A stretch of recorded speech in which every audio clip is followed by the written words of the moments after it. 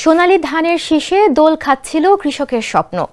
চলতি রোপা আমন মৌসুমে ফলনও ছিল অত্যন্ত ভালো, কিন্তু ধান ঘরে তোলার ঠিক আগ মুহূর্তে সেই স্বপ্নে হানা দিয়েছে সর্বনাশা কারেন্ট পোকা বা বিপিএইচ। ক্ষেতের ধান পেকেছে ঠিকই, কিন্তু কৃষকের মুখে হাসি নেই, আছে কেবল দীর্ঘশ্বাস। মহাজনের ঋণ আর হাড় ভাঙা খাটুনি শেষে এখন শূন্য গোলা দেখার শঙ্কায় দিন কাটছে তাদের। বিস্তারিত থাকছে ডেস্ক রিপোর্টে। বনের পাশে ছায়াযুক্ত জমিগুলোতেই এই কারেন্ট পোকার উৎপাত সবচেয়ে বেশি। রোদের আলো কম পৌঁছানোয় স্যাঁতসেঁতে পরিবেশে বিপিএইচ বা কারেন্ট পোকা দ্রুত বংশবিস্তার করছে। চোখের পলকে সতেজ ধানের গাছগুলো শুকিয়ে তারের মতো সরু হয়ে যাচ্ছে। সার আর ওষুধের খরচ বেড়ে যাওয়ায় লাভের আশা তো দূর, আসল টাকা ঘরে তোলা নিয়েই এখন টানাটানি। জরিনার মতো অনেক চাষির ঘরেই এবার নবান্নর আনন্দ ম্লান। 16 কাঠা খেত করছি, কারেন্ট পুয়ে খাইয়া লাইছে সব। আমরা তো খরচই তো তুলবার হাইতাছি না, কামলা খরচ কেমনে দিব।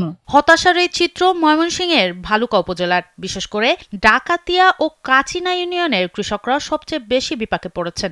কৃষক মোহাম্মদ শামসুল হক জানান, ডিলারের পরামর্শে 5 বার বিষ প্রয়োগ করে কোনো মতে কিছু ধান বাঁচাতে পেরেছেন। কারেন্ট পোকার বীজ দেওয়ার পরে 5 বার বীজ দিছি আমি। দেওয়ার পরে কারেন্ট পোক থামছে, থামার পরে যাই ফসল হয়েছে মোটামুটি ভালোই হয়েছে, একবারে খারাপ হয় নাই। তরুণ কৃষক মোহাম্মদ সোহাগ মিয়া জানান, পোকা না লাগলে তিনি কাঠা প্রতি 5 থেকে 6 মণ ধান পেতেন, যদিও তিনি খরচ তুলতে পারবেন বলে আশা রাখছেন। কারণ আক্রমণ যদি আর কম হইতো তাহলে আশা করতাম ইনশাল্লাহ কারাতে আমরা 5 থেকে 6 মণ ধান লাভ করতে পারতাম ইনশাল্লাহ।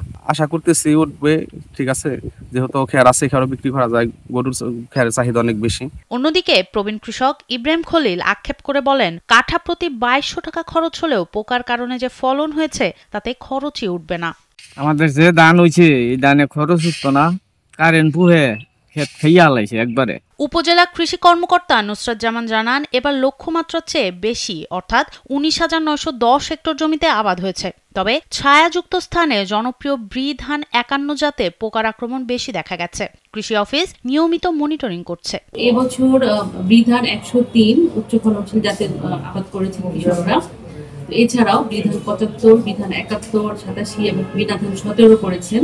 ডাকাতিয়া এবং কাচিনা ইউনিয়নে কিছু বনের জমি আছে, সেই জমিগুলোতে যেখানে ছায়াযুক্ত স্থান সেখানে আসলে বিপিএইচ এর আক্রমণ বেশি হয়।